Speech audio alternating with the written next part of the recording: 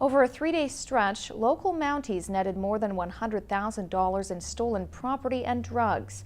Police say it's yet another example of how a few chronic offenders cause the most damage.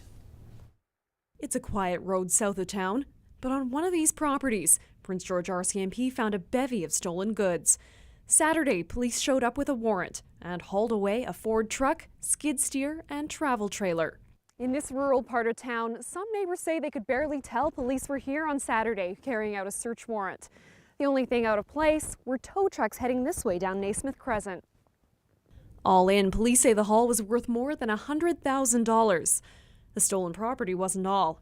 Inside the building, a marijuana grow-op. It's not an everyday occurrence by any means, and certainly there's a large quantity. We don't believe that this is the the only property out there, and quite often they are in conjunction to a grow-op. Typically, people that don't abide by the law, one law, don't abide by other laws. Police are still working on an arrest in this case.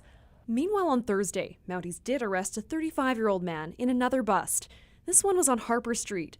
The suspect is facing drug charges after police found $4,000 worth of cocaine and heroin.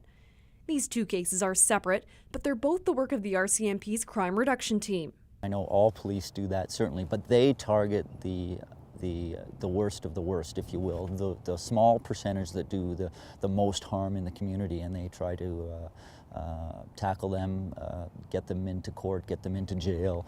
Because a small number of people cause the most damage, the crime reduction team pays special attention to those well-known offenders.